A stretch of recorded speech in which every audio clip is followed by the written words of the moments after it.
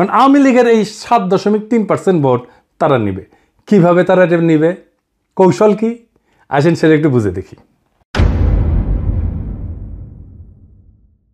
তারা তাদের নেতাদের একটা অংশকে মুজিব, ধানমন্ডি, 32 নম্বর আওয়ামী লীগ নিষিদ্ধ করার প্রশ্নে আওয়ামী লীগের যে বয়ান সেটা ফেরি করার কাজে নামাই দিছে। আমরা জানি এই যে শেখ রুমিনুর রহমান, ফজা পাগলা, হাবিবুর রহমান হাবিব, এরা তো কেন্দ্রীয় পর্যায়ে, এমনকি জেলা পর্যায়ে, উপজেলা পর্যায়ে পর্যন্ত আওয়ামী লীগের ভোটার, বিশেষ করে হিন্দু সম্প্রদায়ের কাছে তারা একই বয়ান ফেরি করিচ্ছে। শুনেন, এটা বগুড়ার শাহ আলম সাহেব করছে। এই বাংলাদেশের ইতিহাস লিখতে গেলে মহান স্বাধীনতার ঘোষক শহীদ রাষ্ট্রপতি জিয়াউর রহমানের নাম লিখতে হবে। এই বাংলাদেশের স্বাধীনতার ইতিহাস রচনা করতে গেলে মুক্তিযুদ্ধের নেতৃত্বকারী দল আওয়ামী লীগের তৎকালীন সভাপতি শেখ মুজিবুর রহমানকে অস্বীকার করা যাবে না। এই দুই নেতাকে অস্বীকার করে নতুন বাংলাদেশ বিনির্মাণের কথা বলে তো তাতে হয়তো এই 7%-এর 4-5% ভোট পাইতেও পারে, কিন্তু এটা পাইতে গিয়া আরো 8-10% নিজস্ব ভোট সে হারাবে। তাহলে আসলে রাষ্ট্র ক্ষমতায় কে যাবে? আপনারা বুঝতে পারতেছেন যে যারা এখনো সিদ্ধান্ত নেয়নি কাকে ভোট দেবে এবং যারা বলতে চায়নি তারাই আসলে ঠিক করবে কারা রাষ্ট্র ক্ষমতায় যাবে। তো যাই হোক, এইটা আলোচনাটা বিস্তারিত আসার আগে বিএনপি দলটা কিভাবে ফাংশন করে সেটা একটু বুঝাই। তাইলে এই যে কেন এই রুমিনুর রহমানরা এই কাজ করে এটা বুঝতে পারবেন, এবং কিভাবে তারেক রহমানের নিরঙ্কুশ নিয়ন্ত্রণ নিশ্চিত হয় দলের মধ্যে এটা বুঝতে পারবেন। আর এই পদ্ধতিটা বিএনপির সবচেয়ে বড় দুর্বলতা। আমি এটা বিএনপির সাথে কাজ করতে করতে গিয়ে আবিষ্কার করেছি। আসেন দেখি এটা কেমন। বিএনপিতে দুইটা কাজ করে। এক, সোশ্যাল কনফ্লিক্ট, যেটা সমাজে যে দ্বন্দ্বটা আছে সেটাকে ইন্টারনালাইজ করে ফেলে, মানে সেটা নিজের ভিতরে ঢুকে ফেলে, দলের ভিতরে ঢুকে ফেলে। মানে ধরেন সমাজে আওয়ামী লীগের রাজনীতি চলবে কিনা, এটা নিয়ে একটা দ্বন্দ্ব আছে, তো সেটাকে সে দলের মধ্যে নিয়ে ফেলে। আওয়ামী লীগের রাজনীতি করা উচিত এমন একটা দল তৈরি করে নিজের দলের মধ্যে এই মত প্রচার করবে, আর তার বিপরীতে আরেকটা দল তৈরি করে যারা ভিন্ন মত প্রচার করবে। এটি হইতেছে এক্সটার্নাল কনফ্লিক্টকে ইন্টারনালাইজ করা। কি সুবিধা পায় এতে? সে মনে করে যে এক্সটার্নাল যে কনফ্লিক্ট এটা তো ম্যানেজ করা ডিফিকাল্ট, এক্সটার্নাল কনফ্লিক্টকে আমি যদি ইন্টারনাল করে ফেলি সেটাকে আমি কন্ট্রোল করতে পারবো ইজিলি, কারণ আমি তো নেতা, আমার কথা দুই পক্ষই শুনবে। তো আমি এই আলোচনাটা দলের মধ্যে থেকে করব এবং আমি এটাকে নিয়ন্ত্রণ করব। বুঝতে পারছেন? মানে সমাজের যে বিতর্ক সেটা আমি নিজের দলের ভেতরের একটা ইন্টারনাল বিতর্ক করে ফেলবো। দলের ভেতরে যদি আমি ইন্টারনাল, সমাজ তো আমার কথা শুনে না, তো দলের ভেতরে যদি আমি ইন্টারনাল কনফ্লিক্টটা নিয়ে আসি তাহলে দলের লোক সবগুলো আমার কথা শুনতে বাধ্য হবে। আর একটা বিষয় হইতেছে যে এরা একজনকে আরেকজনের পিছিয়ে লাগিয়ে দেয়। এই যে কনফ্লিক্টটা দলের ভেতরে নাই সেটা তৈরি করে। আমাকে এই যে ওয়াহিদুজ্জামান অ্যাপোলো একদিন বলে ফোন মেরা যে বিএনপির অনেক লোক বলে যে আপনি রয়ের এজেন্ট। হ্যাঁ, তার মানে কি বুঝেছেন? তো তার মানে এটাই যে শুনে হয় আমি বিব্রত হব বা সংকুচিত হব বা ভয় পাবো এবং আমি একটা আশ্রয় খুঁজবো, এবং আমাকে এমন একটা মহাশক্তির কাছে পাঠাবে যে আমাকে আশ্রয় দেবে অথবা সেই আশ্রয় দেবে। তার মানে বুঝেছেন তো? বা সেই বলবে আরে ব্যাপার না, আমি দেখতেছি, আমার উপরে ছেড়ে দেন। হ্যাঁ, তো সে তার দলের লোকদের উপর আনুগত্যটা কেনে, তারা এটা চাপে ফেলা, ভয় দেখায়, আনুগত্য আদায় করে। এটা বিএনপির কৌশল। যাই হোক, এই যে এক্সটার্নাল কনফ্লিক্টটাকে ইন্টারনালাইজ করে ফেলা, এটা তার নির্বাচনে আওয়ামী লীগের ভোট টানার একটা কৌশল। তো যাই হোক, এখন এই যে নির্বাচনী জরিপ, এটার প্র্যাকটিক্যাল ফলাফলটা কি?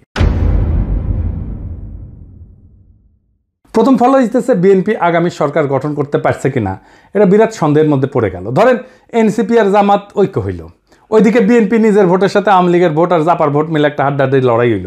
তাও কি বিএনপি বা এনসিপি জামাত ক্ষমতা আসতে পারতেছে? না, পারতেছে না। কারণ 62.5% মানুষ জামাত, বিএনপি, এনসিপি কারোই, এই 62.5%-এর ভয়েস হয়ে উঠতে পারবে যারা, তারাই আগামী সরকার তৈরি করবে। তাইলে কিভাবে এটা গড়ে উঠবে? বাংলাদেশ একটা রাজনৈতিক ফ্রন্ট গড়ে উঠবে। প্রকৃতি শূন্যতা পছন্দ করে না। এই 62% মানুষের একটা ফ্রন্ট গড়ে উঠবে। এই মানুষকে ভয়েস দিতে হবে। এই ফ্রন্ট দেশের নির্বাচনে জিতে আসবে। কিভাবে? ধরেন কয়েকটা ব্রড ইস্যুতে যদি একটা ঐক্য হয়। 1 নাম্বার, বাংলাদেশে ভারতীয় আধিপত্যবাদের অবসান হবে। 2 নাম্বার, স্বাধীনতা, সার্বভৌমত্ব, জাতীয় মর্যাদা এবং আঞ্চলিক অখণ্ডতা অক্ষুণ্ণ রাখতে হবে। 3 নাম্বার, আওয়ামী ফ্যাসিবাদের চিরস্থায়ী অবসান ঘটাইতে হবে। 4 নাম্বার, একটা ইনসাফ ও সাম্যের বাংলাদেশ বানাইতে হবে। তো এই ইস্যু নিয়ে যদি ফ্রন্ট হয় তাহলে এই 62.5% সেই ফ্রন্টের সাপোর্টার হয়ে যাবে। অ্যান্ড কইতে পারেন এমন কোনো ফিগার আছে যে এই ফ্রন্টের নেতৃত্ব দিতে পারবে? আছে, অনেকেই আছে। আমি আজ একজনের নাম বলবো, মাহমুদুর রহমান। উনি এই ফ্রন্টের নেতৃত্ব যদি দেন সবাই ওনার পাশে এসে দাঁড়াবে। ইলিয়াস কনক, পিনাকির কথা বাড়ি দেন, এরা মাহমুদ ভাই আওয়াজ দিলে ঝাঁপে পড়বি। এর বাইরে হেফাজত, ইনকিলাব মঞ্চ, আপ বাংলাদেশ, এবি পার্টি, ইসলামী শাসনতন্ত্র আন্দোলন, এরা সবাই এসে দাঁড়াবে। এটাই হয়ে উঠবে রাজনীতির মেইন স্ট্রিম। এনসিপি আর জামাতের কোনো অপশন থাকবে না এই ফ্রন্টে জয়েন না কইরা।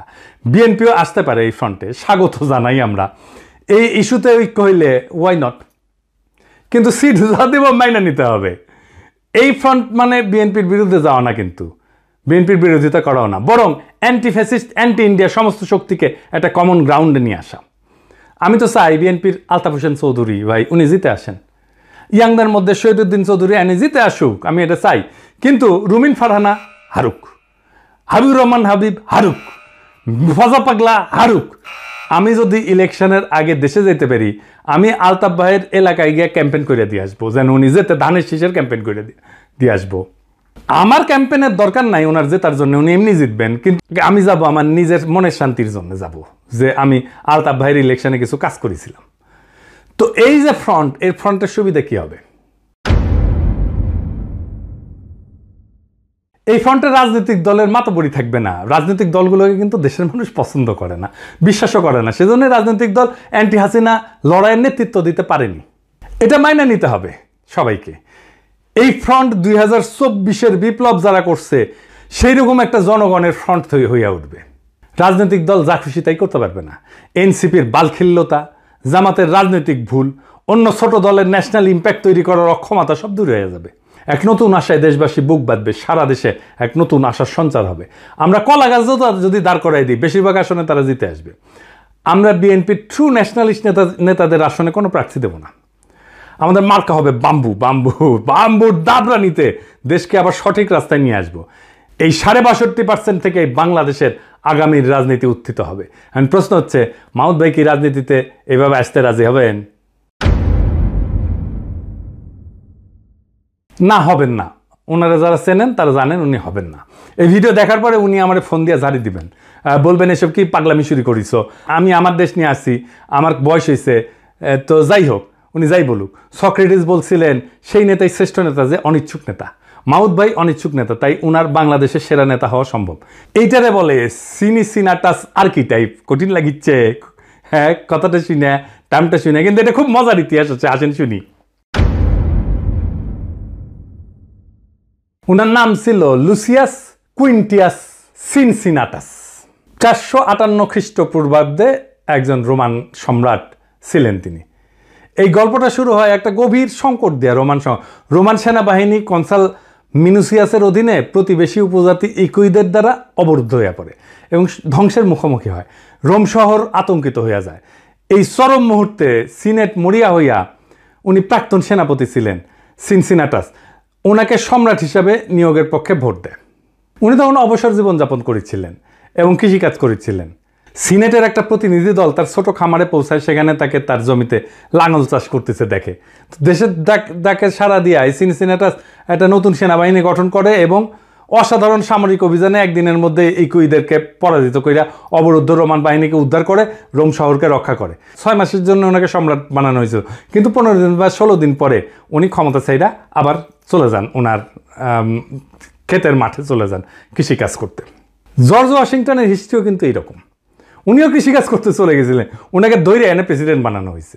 জিন্না 1930 সালে হতাশ হয়ে কংগ্রেস রাজনীতি ছেড়ে দিয়ে লন্ডনে যে ওকালতি প্র্যাকটিস করেছিলেন, প্রচুর ভালো প্র্যাকটিস করেছিলেন, কিন্তু খুব প্রসার হয়েছিল, জমজমাট প্র্যাকটিস, বিলাসবহুল জীবন ছিল। ওনারা ধৈর্য এনে মুসলিম লীগের নেতা বানানো হয়েছে, আর ভারতবর্ষের ইতিহাস বদলাই গেছে। এই যে আমাদের হাসান সৈয়দ সোহরাওয়ার্দী, তারও কিন্তু এরকম কাহিনী আছে। ওনার বোন বেগম শায়েস্তা ইকরামুল্লাহ সোহরাওয়ার্দীর লেখা জীবনীতে আছে। 1933 সালে সোহরাওয়ার্দী সিদ্ধান্ত নিল আর রাজনীতি করবেন না। ট্রেনে করে ভাইয়ের সাথে বোম্বে থেকে কলকাতা ফিরতেছিলেন। প্রোগ্রাম ছিল স্টেশনে নেমে বাসায় ফিরে রেস্ট নেবেন এবং ঘর সংসার করবেন। তো ওনার বড় ভাই ওনাকে ট্রেনে প্রতিজ্ঞা করেছে আর কখনো রাজনীতি করবা না। উনিও বলছেন আর করবো না ভাই। তো যাই হোক, হাওড়া স্টেশনে নামার সাথে হাজার হাজার মানুষ ওনাকে ঘিরে ধরে আল্লাহু আকবর, সোহরাওয়ার্দী জিন্দাবাদ স্লোগান দেওয়া শুরু করে।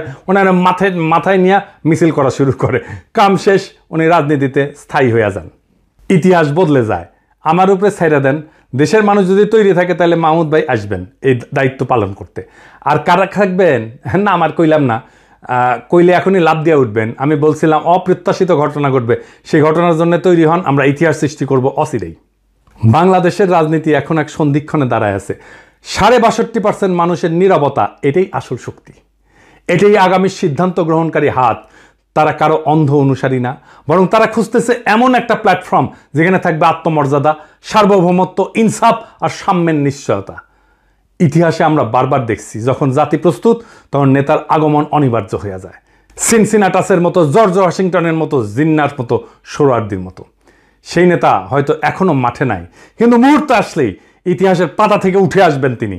আমাদের করণীয় একটাই, নিজেদের প্রস্তুত করা, মানুষের মনে আশার শিখা জ্বালায় রাখা এবং সেই ৬২% মানুষকে এক কণ্ঠে, এক পতাকার নিচে, এক স্বপ্নে ঐক্যবদ্ধ করা। এটাই হবে বাংলাদেশের নতুন ভোর, নতুন সূর্যোদয়। এটাই হবে সেই মুহূর্ত যখন আমরা ইতিহাসের বইয়ে নিজেদের নাম লিখব, শুধু দর্শক হিসেবে না, বরং সক্রিয় অংশগ্রহণকারী হিসেবে, রাজনৈতিক এজেন্সি হিসাবে, রাজনৈতিক শক্তি হিসাবে। তৈরি হন, সময় আসছে আবারও 2024-এর মতো। ইতিহাস ডাক দিচ্ছে নতুন ইতিহাস লেখার। সেই ইতিহাস আমরা লিখব একসাথে। ইনকিলাব জিন্দাবাদ।